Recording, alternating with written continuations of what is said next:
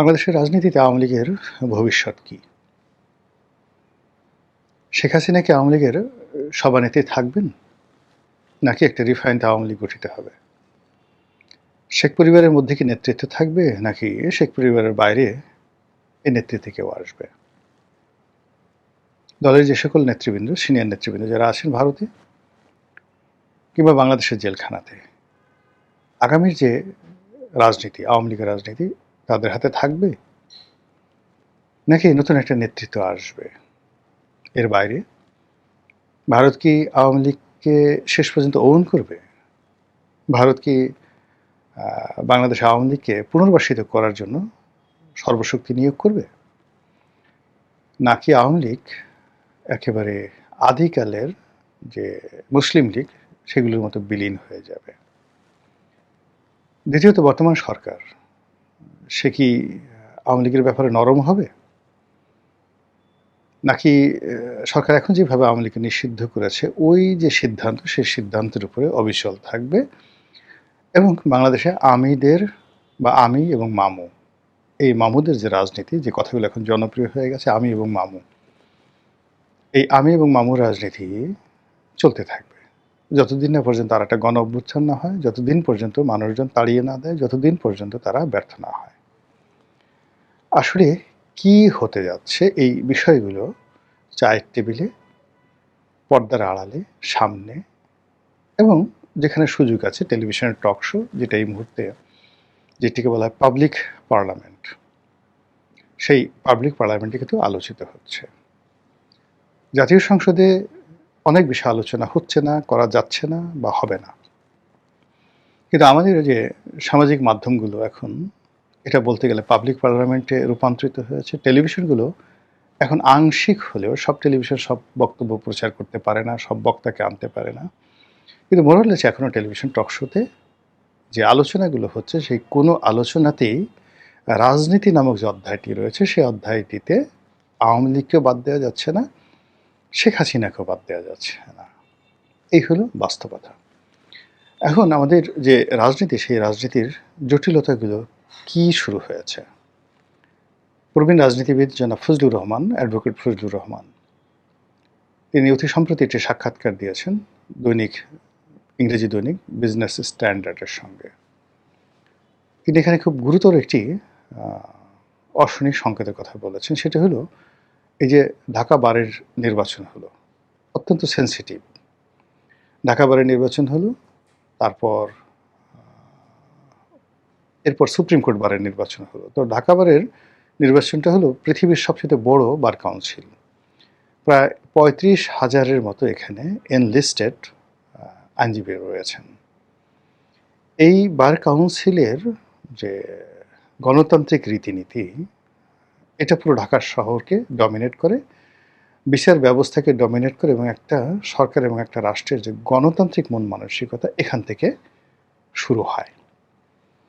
আওয়ামী লীগ জামানাতে যা কিছু মন্দ, এটা কিন্তু একেবারে শুরু হয়েছে বার কাউন্সিল নির্বাচন থেকেই, চূড়ান্তভাবে তার পতনের। এবং সর্বশেষ যে নির্বাচনটি হলো সুপ্রিম কোর্ট বার কাউন্সিলে, যে নির্বাচনে ন্যাক্কারজনকভাবে বিএনপির প্রার্থীদেরকে ব্যারিস্টার কাজল, এখন যিনি রুহুল কুদ্দুস কাজল, তিনি ঠকে গেলেন।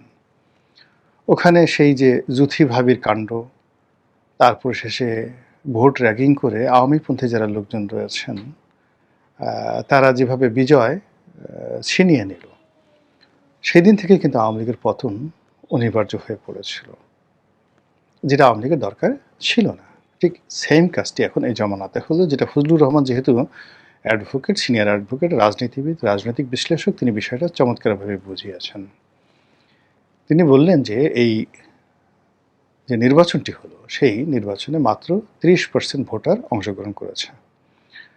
যেহেতু এখানে আওয়ামী লীগের কোনো প্রার্থীকে অ্যালাউ করা হয়নি ভোটে দাঁড়ানোর জন্য, ফলে আওয়ামী লীগ শান্তিপূর্ণভাবে যে নির্বাচন বর্জন করেছে, সেই বর্জনে ৭০% লোক ভোট কেন্দ্রে আসেনি, ভোট দেয়নি। তাহলে ভোট দিল কারা? ৩০% লোক ভোট দিল।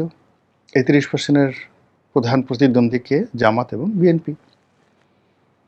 এখানে জয়লাভ করলো বিএনপি, আর রানিং মেট প্রতিযোগিতা হলো জামাত।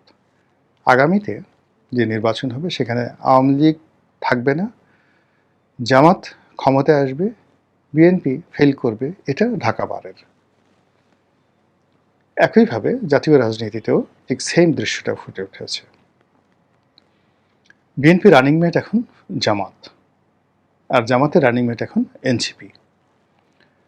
এখন আমাদের দেশের যে যদি এই সরকার পূর্ণ মেয়াদে কাজ করতে পারে, এদেশের ট্র্যাডিশন অনুযায়ী যদি ভোট হয়, যদি ইঞ্জিনিয়ারিং না হয়, যদি জোরাজুরি না হয়, যদি একটা 15ই ফেব্রুয়ারি সেই যে নির্বাচন না হয়, একটা মাগুরার নির্বাচন না হয়, 2014, 18, 24 এই কলঙ্কজনক নির্বাচন না হয়, তাহলে আমাদের দেশের ভোটাররা ইন জেনারেল ক্ষমতাসীনদেরকে ভোট না দিয়ে বিরোধীদেরকে ভোট দেয়। ফলে 5 বছর পরে যদি একটা নির্বাচন হয়, আওয়ামী লীগ বিহীন নির্বাচন, সেখানে জামাতের ক্ষমতা গ্রহণ করা বা ক্ষমতায় যাওয়া শতভাগ নিশ্চিত।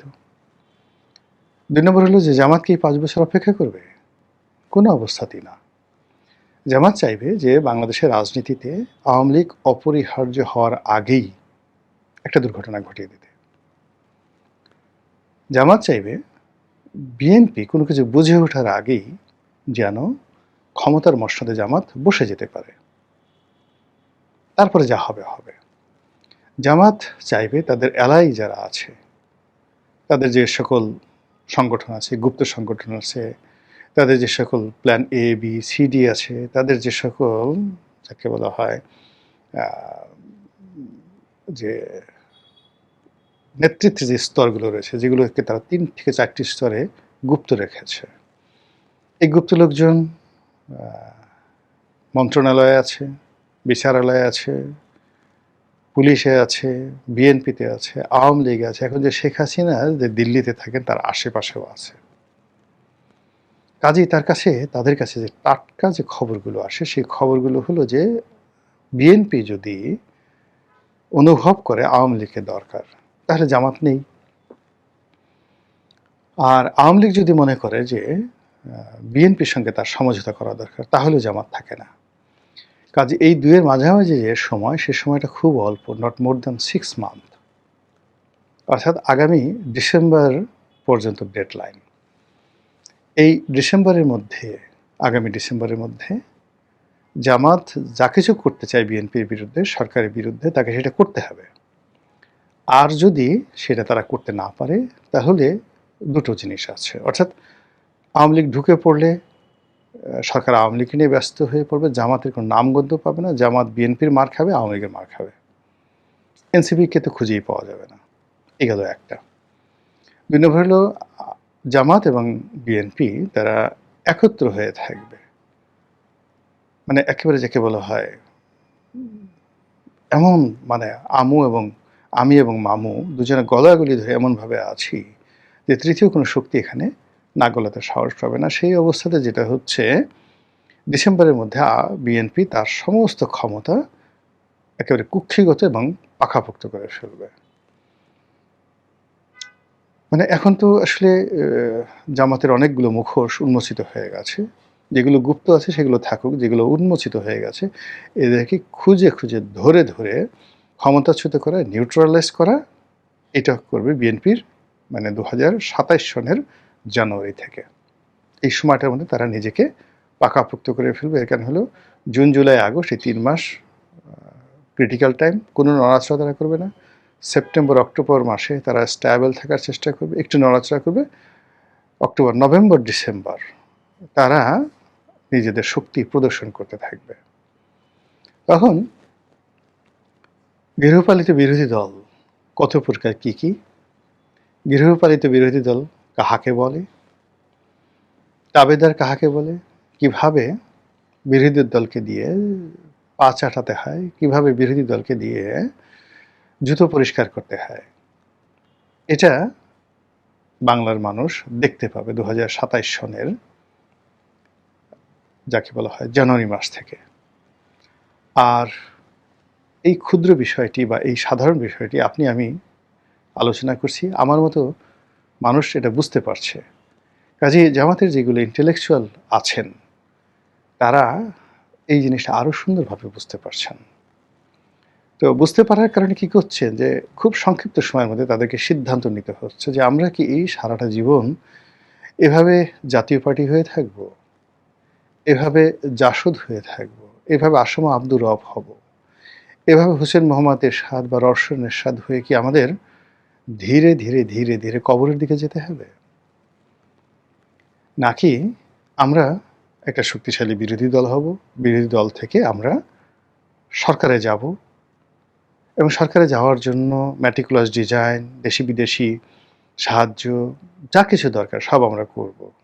আর সেই কাজ করার জন্য যে একটা টাইম ফ্রেম আছে, সেই টাইম ফ্রেমটা হলো ডিসেম্বর পর্যন্ত। ডিসেম্বরের পরে সব কিছু সেটেল হয়ে যাবে। আওয়ামী লীগের আসা না আসা, জামাতের শক্তিশালী বিরোধী দল হওয়া না হওয়া, জামাত আগামীকালে বা আগামী দিনে ক্ষমতা আসবে কি আসবে না, বিএনপি আগামী দিনগুলোতে ক্ষমতায় থাকবে কি থাকবে না, দ্বিতীয়বার ক্ষমতায় আসবে কি আসবে না, তারেক রহমান সাহেব, তারপরে জুবাইদুর রহমান, তারপর জাইমা রহমান, এই যে একটা ডাইনেস্টি, ক্ষমতার যে পাইপলাইন, সেই পাইপলাইনটা বহাল থাকবে কি থাকবে না, এই পুরো জিনিসগুলো উইদিন জাস্ট ডিসেম্বরের মধ্যে এটি সেটেলড হয়ে যাবে। আর এটা দৃশ্যমান হয়ে যাবে জুন, জুলাই, আগস্টের মধ্যে। কাজেই এই যে আওয়ামী লীগ অপরিহার্যতা আসবে কি আসবে না, এটাও কিন্তু আওয়ামী লীগের যারা লোকজন তারা জানে যে ডিসেম্বরের মধ্যে এই জিনিসগুলো তাদের অবস্থান জানান দিতে হবে, তাদের শক্তিমত্তা প্রদর্শন করতে হবে, তাদেরকে রাজনীতিতে অপরিহার্য করতে তারা যে আছে এটা ব্যবস্থা করতে হবে। আদারওয়াইজ দে ক্যানট ডু যেটা মহেন্দ্র রাজাপাকসেরা পেরেছেন। উইদিন 6 মান্থের মধ্যে তারা কাম ব্যাক করেছে। এবং মহেন্দ্র রাজাপাকসে সেটা হলো সে দেশের বাইরে যায়নি, সে সেনাবাহিনীর ক্যান্টনমেন্টের মধ্যে ছিল, ফলে তার খুব দ্রুত ফিরে আসা সহজ ছিল, যেটা শেখ হাসিনার পক্ষে সম্ভব নয়। সে যদি বাংলাদেশে থাকতো, শিরিন শারমিন চৌধুরীর মতো থাকতো, সেটা আলাদা রকম হতো। সে যদি গোপালগঞ্জে থাকতো আলাদা হতো। কিন্তু এইভাবে বিদেশে অন এক্সাইল, বিদেশে গিয়ে সেখান থেকে আবার ফিরে আসা, এটা তারেক রহমানের ক্ষেত্রে যে ঘটনা ঘটছে ঠিক এইরকম অলৌকিক কিছু ঘটনা ঘটা লাগবে। অর্থাৎ তারেক রহমান সাহেবের কাছে গিয়ে যে শক্তিগুলো তাকে তার পায়ের কাছে ক্ষমতা হস্তান্তর করেছে, তার পায়ের কাছে গিয়ে ট্রফি দিয়ে আসে, তাকে গিয়ে বলেছে আব্বা হুজুর আপনি আসেন, আপনি ছেড়ে দেশ আর কেউ বাঁচাতে পারবে না। এইরকম শেখ হাসিনার ক্ষেত্রে এরকম ঘটনা না ঘটলে বিদেশ থেকে সাধারণত এক্সাইল হয় না। অন্যদিকে যে আমাদের পাক ভারত উপমহাদেশের সে রাজনীতি, সেই রাজনীতির মধ্যে যদি এই যে এখন ইরানের সাথে চীনের যে যোগাযোগ, ইরানের সঙ্গে আমেরিকার যে বৈরিক সম্পর্ক, এটার যে শান্তিপূর্ণ সমাধান, সেই সমাধানে আমেরিকা যদি সম্মানহানি ঘটে, আমেরিকা দেউলিয়া হয়ে যাবে।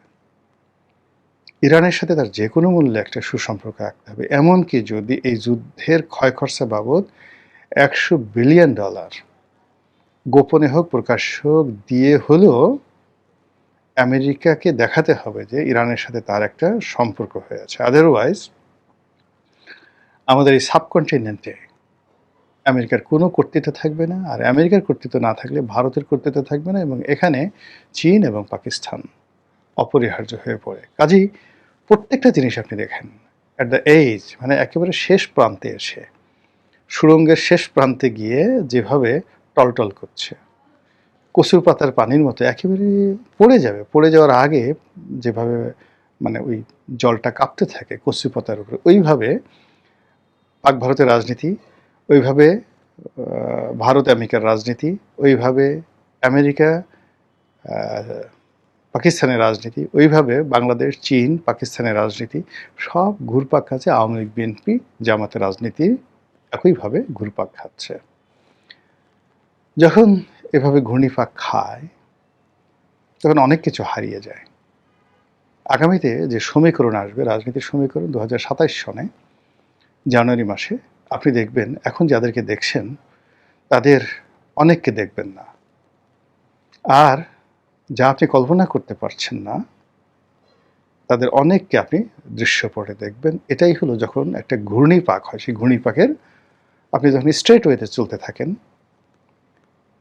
সেটা এক ধরনের আপনার গন্তব্য নির্ধারণ করে দেয়। কিন্তু আপনি যখন চারিদিকে ঘুরতে থাকেন, রাধাচক্রে ঘুরতে থাকেন, ইউ ডোন্ট নো জুয়ার কোর্টে যে মানুষ যেভাবে আপনার ঘুরতে থাকে, কোথায় গিয়ে যে থামবে, কি পাবেন আপনি, ইউ ডোন্ট নো। ঠিক এইভাবে এখন বাংলাদেশের যে রাজনীতিটি, পুরো রাজনীতিটা গ্লোবালের পার্সপেক্টিভে, আঞ্চলিক পার্সপেক্টিভ এবং বাংলাদেশের পার্সপেক্টিভে রীতিমতো একটা জুয়ার কোর্টে পরিণত হয়েছে। মহান আল্লাহ আমাদের সবাইকে হেদায়েত দান করুন এবং হেফাজত করুন। আসসালামু আলাইকুম ওয়া রাহমাতুল্লাহি ওয়া বারাকাতুহু।